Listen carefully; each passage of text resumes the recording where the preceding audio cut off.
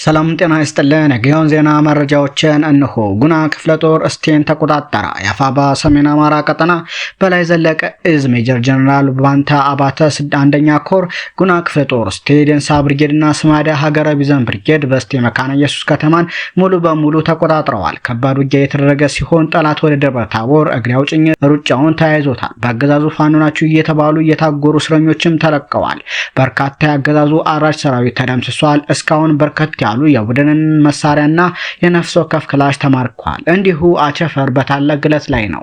አቸፈር ወንድዬ ሞፈር መቁረጥ ያውቃል፣ ካልተለበለበ መቼ ይታረቃል እንዲሉ የአፋባ ምዕራብ አማራ ቀጠና ቴዎድሮስ እዝ ጎጃም አገው ምድር ክፍለ ጦር ቢትወደድ አያሌው መኮንን ብርጌድ ለተከታታይ 10 ቀናት ከቴዎድሮስ እዝ ከፍተኛ አመራርና ከክፍለ ጦሩ ከፍተኛ አመራሮች የተሃድሶ ስልጠና በመውሰድ ለቀጣይ ግዳጆች ዝግጁ በመሆን አጠናቅቋል። አቸፈር ወንድዬ ያግደም ተኳሹ ብዙ ነው አርማምድ የጓጉሳ ብርጌድና የቡያ ሻለቃ የጋራ ግዳጅ አፈጻጸም ግምጃ ቤት ከተማን መቆጣጠር እንዳላስቻላቸውም ለማወቅ ችለናል። አፋባህ ምዕራብ አማራ ቀጠና ቴዎድሮስ ራስ ቢትወደድ መንገሻ ቲከም 5ኛ ክፍለ ጦርና የጓጉሳ ብርጌድ ግምጃ ቤትን ከጉቡያ ገረመው ሻለቃ ጋር በፈጸሙት የጋራ ግዳጅ ግምጃ ቤትን በመቆጣጠር ያገዛዙ ቅጥረኞችን ፖሊስና ሚሊሻና አቀጥቅጣት ቀጥተዋቸዋል። በተደረገ ውጊያ ከጠላት ጋር የእጅ በእጅ ውጊያ በማድረግ ከ6 በላይ ፖሊስና ሚሊሻ ሲሸኙ በርካቶችን ቁስለኛ በማድረግ ግምጃ ቤት ከተማን ሙሉ በሙሉ በፋኖ ቁጥጥር ስር እንደነበረ ሲሸተና የተገኙ ምርኮኞችም በርካታ ያዝና ልብሶች፣ ፓወር ባንኮችና ሲገለገሉበት የነበረውን መንቀሳቀሻ ፓትሮልም መማረካቸውን የጓጉሳ ብርጌድ ህዝብ ግንኙነት ኃላፊው ገልጿል። የጋራ ጠላትን በጋራ በመደምሰስ የጓጉሳ ብርጌድ ከቡያ ገረመው ሻለቃ ጋር በመበር በጠላት ላይ ጠንካራ ክንዳቸውን በማሳረፍ በተላላኪ ባንዳና ፖሊስና ሚሊሻ ላይ ከባድ እርምጃ ወስደዋል። በተላላኪ የአረመኔው ስርዓት ቅጥረኞች በሚሊሻ ፖሊስና አድማ ብተናዎች ሲሰቃዩ የነበሩ ንጹሃን ነዋሪዎችም ፋኖን በደስታ በመቀበል የደስታ ስሜታቸውን ገልጸዋል ሲል ፋኖ ዘመኑ አማራ 5ኛ ክፍለ ጦር ህዝብ ግንኙነት መምሪያ ገልጿል።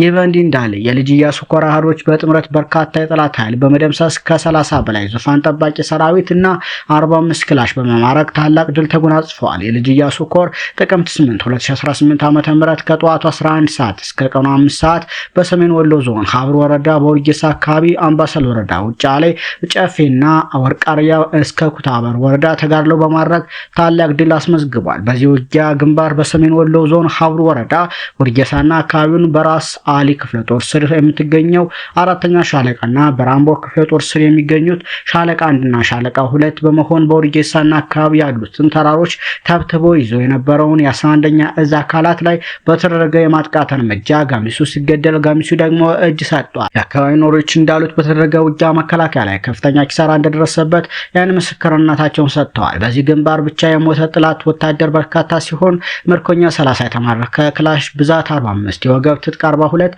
ቦምብ 74 የብሬን ተተኳሽ 1417 የክላሽ ተተኳሽ 3375 የመገናኛ ሬዲዮ 1 የዝናብ ልብስ 27 በማረክ ውጊያውን ቋጭተዋል።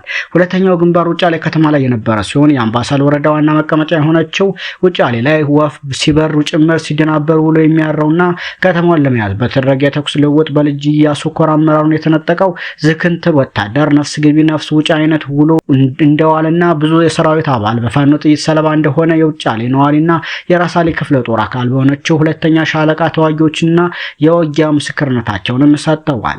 ሶስተኛው ግንባር ከአምባሰል ወረዳ እስከ ኩታበር የተዘረጋው ግንባር ሲሆን ከ20 አቅጣጫ የውጫሌውን የጠላት ኃይል ለማገዝና ማርዬ ለመግባት የመጣውን የመከላከያ ኮማንዶ ጦር የቤተ አማራ ክፍለ ጦር ፋሲል ሻለቃ ከቤተ አማራ ክፍለ ጦር ቃይ ጋር በመሆን ወደ ውጫሌ ለመሄድ ያሰበውን የጠላት ጦር ጨፌ ላይ ያቀጡ ቅጣት በመቅጣት ከ20 በላይ ቁስለኛ ከ15 በላይ ሞት ይዞ ሐይቅ ሲገባ ከደሴ በኩታበር አድርጎ ወደ ማርዬ ለመግባት ያሰበው የጠላት ጦር ወርቃሪያ ላይ በራምቦ ክፍለ ጦር 4ኛ ሻለቃ ተመክቶ ተመልሷል። በተደረገ ውጊያ ባላፍቶ ወረዳ ሐራ ከተማ ተጻንሶ እዛው ሐራ ከተማ ላይ የተወለደውን መከላከያ ሰራዊት 11ኛ እዝ ዳዴ እንኳ ብሎ ሳይጨርስ ሀብሩና አምባሰል ራያና የእጁ ቅርጥፍ አድርገው መብላት የለመዱት የሚኒሊክ ልጆች አሁንም ልማዳቸውን በመወጣት የጠላትን ጦር ዶግ አመድ እያደረጉት ይገኛሉ። በተለይ ሰሞኑን የአማራ ህዝብ አንገት ለማስደፋት በማሰብና ትግሉ በሰራዊት መክዳትና መማረክ ከፍተኛ ኪሳራ ውስጥ የገባው መንግስት የፋኖን የትግል ሀዲድ ለማሳትና የተማረኩ ሰራዊት ላይ እርምጃ እንዲወስድባቸው መገፋፋትን መሰረት ያደረገ የጭካኔ በትር በትር ቻችን ላይ ቢያሳርፍም እኛ አማራዎች የአያት ቅድመ አያቶቻችንን ልጆች ስለሆንን ወደ ግራም ይሁን ወደ ቀኝ አንድም ኢንች ዝንፍ ሳንል የተነሳንለት ዓላማ ከተለምነው ትልም ላይ እንገኛለን። ስለሆነም የማረክነውን ዓለም አቀፋዊ የምርኮ ህግ በሚፈቅደው መሰረት በመያዝ የመንግስትን ምኞት ከንቱ በማድረግ ትግላችንን አጠናክረን እየቀጠልን እንደሆነ የዛሬው የምርኮ አያያዛችን ወታደራዊ ስነ ምግባራችን ምን ያክል የተገራ እንደሆነ ማሳያ ነው። መጽሐፍ ንጉስ በወታደሩ ብዛት አይድንም ይላልና የብልጽግና ስርዓት ላይ የሆነ ያለው መጽሐፍ በሚለው ልክ ስለሆነ የመከላከያ ሰራዊት አባላት፣ ሚሊሻ፣ አድማ ብተናና ፖሊስ አማራ ላይ የሚደረገውን የግፍ ተመልክታችሁ ፋኖ እንድትቀላቀሉ ስንል የተለመደ ጥሪያችንን እናስተላልፋለን። ህልውናችን በተባበረ ክንዳችን ሲል አፋብኃ ምስራቅ አማራ ቀጠና ምኒልክ ዕዝ ልጅ ኢያሱ ክፍለ ጦር ህዝብ ግንኙነት ገልጿል።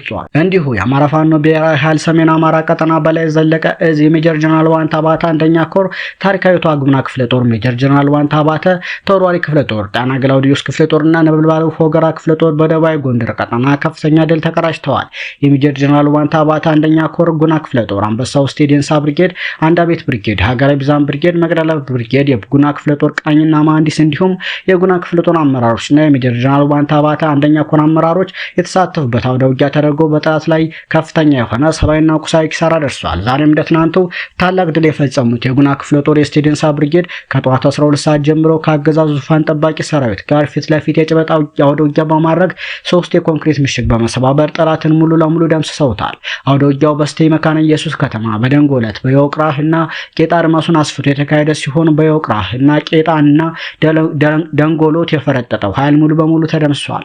በዚያው አውደ ውጊያ ሀገረ ቢዘን ብርጌድና አንዳቤት ብርጌድ አንድ ሻለቃ በጋራ ተሳትፈዋል። የጉና ክፍለ ጦር አመራሮችና የኮር አመራሮች በጋራ በመሆን አውደ ውጊያውን የመሩት ሲሆን የስቴዲየንሳ ብርጌድ፣ የሀገረ ቢዘንና አንዳቤት ብርጌድ አመራሮች ውጊያውን በጥበብ ሰንሰለቱን በጠበቀ መልኩ መርተውታል። ከከተማ ውጭ የነበረውን የጠላት ኃይል በማጽዳት በአፋጣኝ ስቴ መካነ ኢየሱስ ከተማ የተቆጣጠሩት የጉና ነፍስቶች በከተማ የሰፈረውን አመራር ሲጠብቅ የነበረው የአገዛዙን ጡት ቆራጭ በቡድን በድባቅ መተውታል። መካነ ኢየሱስ ከተማን ሙሉ በሙሉ በመቆጣጠር የታሰሩ እስረኞችን ማስፈታት የተቻለ ሲሆን ከታሰሩት መካከል 10 ቀን ያልሞላት እመጫት በአገዛዙ በግፍ ታስራ ዛሬ በልጆቿ የበረታ ክንድ ተለቃለች። በተጨማሪም አገዛዙ ሚሊሻ ቀልብ ካዝኖ ያስቀምጠው ሎጂስቲክ በጀግኖቹ የሜጀር ጀነራል ዋንታ አባተ ልጆች ቁጥጥር ስር ውሏል።